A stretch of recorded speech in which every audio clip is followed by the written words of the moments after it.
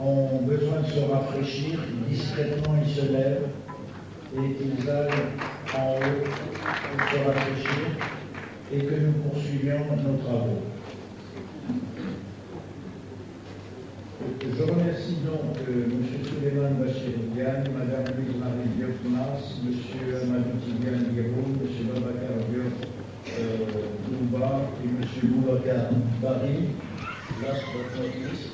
et je demande à ce que viennent les remplacer sur la tribune Albert Bourgi, Abdoulaye Batili, M. Choumoula Simao, et après, je pense que, suivant le temps qu'ils emploieront, on pourra avoir un court débat.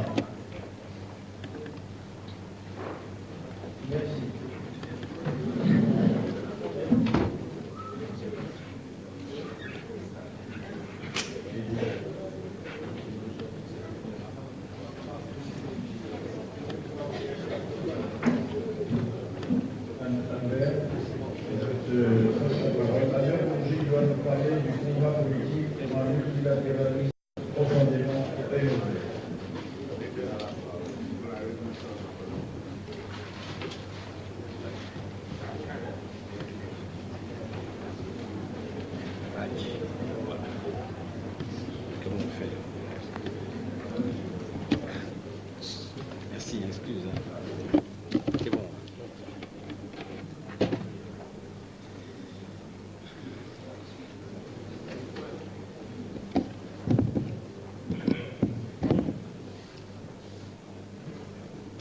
Merci, Monsieur le Président. Je voudrais bien évidemment à mon tour, et devant bien sûr le directeur général, cher Amadou Martarmo, devant Madame Beau, chère Madame Beau, et devant des amis qui sont ici présents, dire un petit peu comme tout le monde, mais je m'interdirai en tout cas de ne pas le faire à mon tour, tout le plaisir que j'ai finalement à me retrouver aujourd'hui, ici en tout cas dans cette salle, pour justement participer à la cérémonie dédiée au doyen Amadou Martarmo, et bien évidemment aussi dire l'honneur finalement que j'ai aussi d'être là, de pouvoir témoigner. Et c'est vrai que mon intervention ne sera pas une réflexion approfondie, 10 minutes en ravi, mais ça sera plutôt une sorte de convergence entre articulation entre petites réflexions et sur témoignages, bien évidemment, de ce qu'a fait Amadou Martarmo. J'ai la chance, comme beaucoup de Sénégalais, de connaître Amadou Martarmo depuis très jeune, élève, lycéen, étudiant. J'ai eu également la chance de le côtoyer davantage, de l'approcher davantage à Paris, durant les années où il a dirigé bien sûr l'UNESCO, 13 ans, en tant que je sache, et comme directeur général, 6 autres années comme sous-directeur général, 4 ans je crois plutôt, comme sous-directeur général pour l'éducation, et j'ai eu également surtout le grand plaisir de le rencontrer à diverses manifestations, à diverses conférences, où il suffisait simplement de dire qu'Amadou Martarmo était là, qu'il allait prendre la parole pour attirer le public. Alors, moi-même, j'en ai fait l'expérience pour une conférence à la fac, et pour avoir du monde, il fallait dire que Martarmo était là, et je dois dire que c'était un argument de marketing, comme on dit, de marketing au moins académique et universitaire. Et donc, voilà, en tout cas, merci aux organisateurs de nous donner cette occasion de nous réunir autour du doyen Amadou Martarmo, et encore une fois de le remercier pour tout ce qu'il a fait. Je disais que je l'ai, c'est vrai, approché. J'ai même été un petit peu associé à certaines activités comme consultant, mais vrai consultant, pas consultant imaginaire.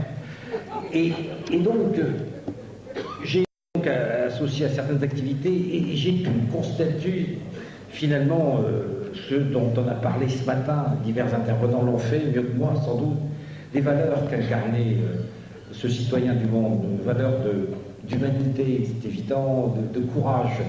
Moi, ce que j'ai surtout senti chez lui, c'est cette force de conviction qui l'habitait. Force de conviction qui l'habitait, qui le conduisait d'ailleurs, et j'en parle sous le contrôle d'un de ses plus proches collaborateurs, Henri Lopez, c'est de travailler à des heures impossibles. Rien n'était pire que de travailler avec lui, parce que vous ne dormiez pas beaucoup, vous êtes arrivé d'être associé à quelque chose, et je ne sais pas comment il faisait pour récupérer, mais le lendemain, nous étions cuits, et Amadou Artambo était alerte. Là, finalement, bien évidemment, et à mon avis, l'explication, elle est très simple, ce sont les convictions profondes qu'il avait. Et je dois dire que ces convictions, il les a manifestées pendant les 13 années, et croyez-moi qu'on était fiers, et peut-être finalement là, sénégalais, d'être à côté de cet Africain, qui était géant quand même à l'époque. Je crois que toujours, je ne suis pas un flagorneur, je n'ai jamais été, au contraire, je suis un peu dissipé de temps en temps quand je m'exprime, mais je dois dire que c'est vrai que Amadou Tambo a été peut-être, sans le savoir, l'un des acteurs clés d'une séquence historique extraordinairement importante. Dire que les 13 ans de Tambo, le souvenir, c'est toute la période des années 80, c'est-à-dire jusqu'en 87, c'est-à-dire cette période où le monde a basculé dans l'après-guerre froide, une période qui va être très vite, bien sûr, pleine d'incertitudes, on le sait encore aujourd'hui, pleine d'incertitudes, et c'est vrai qu'il y avait là incontestablement chez lui donc ce souci finalement de marquer peut-être de sa touche cette période, et il l'a véritablement marqué. Et j'ai envie de dire que si aujourd'hui l'UNESCO est considérée, je le dirai tout à l'heure encore une fois, comme une conscience, une espèce de... si l'UNESCO joue un rôle de conscience, comment dirais-je, d'aiguillon des relations internationales, ben elle le doit en partie quand même à Mbo. Il fallait le faire à l'époque, voir un Africain arriver et dire, pardonnez-moi, cher doyen, de trahir, vous ne vous adressez pas à une ambassadrice qui avait eu l'outrecuidance de venir quasiment vous sermonner, vous l'avez mise quasiment à la porte en lui disant, je crois, vous ne vous adressez pas, madame, à un haut représentant ou un représentant du Massachusetts. Donc, c'est vrai que c'est ça. Et quand j'ai voulu parler de ce multipartisme, de ce multilatéralisme, pardonnez-moi, défaut politique au Sénégal, je prêche beaucoup pour le multipartisme, mais on est ailleurs.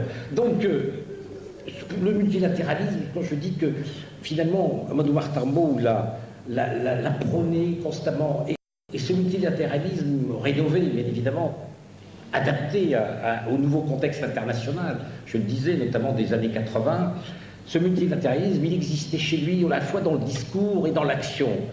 Multilatéralisme, bien sûr, dans le discours et l'action, qui a constitué un petit peu la trame de toute sa carrière internationale.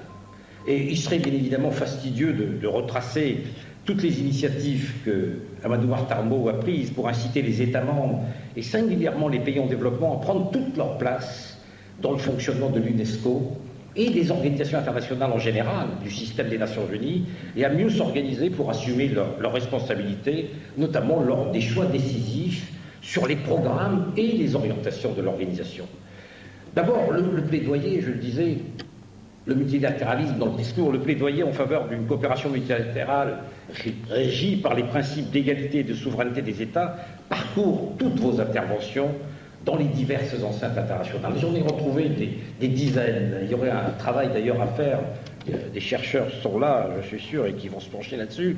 Je peux moi-même emporter un témoignage direct, ayant eu la chance de suivre certaines conférences internationales, conférences générales, notamment celle de Sofia, qui m'a beaucoup marqué, en 85. Et puis, j'étais également présent, j'avais assisté à un press summit, comme on dit, avant le sommet des non-alignés à Harare, en 1986, et j'ai eu la chance de me glisser subrepticement dans la délégation de l'UNESCO et donc suivre votre discours. Et bien évidemment, il y a d'autres enceintes, dans d'autres enceintes également du système Nations Unies. Il y avait donc chez vous cette obstination, je ne dirais pas l'obsession même, à ce qu'elle puisse s'instaurer un multilatéralisme plus égalitaire, c'est vrai, pas simplement dans le discours, plus égalitaire, décomplexé, et surtout débarrassé finalement des tentations d'hégémonie des grandes puissances. Vous les avez, je crois, ces idées aussi mises en pratique, je le disais tout à l'heure, pendant les 13 années passées à la direction générale de l'UNESCO. Mieux encore, vos idées donc en la matière ont pris tout leur sens pendant ce qu'on a appelé la crise. Je ne reviens pas là-dessus, crise bien sûr provoquée par le retrait ou les retraits des États-Unis et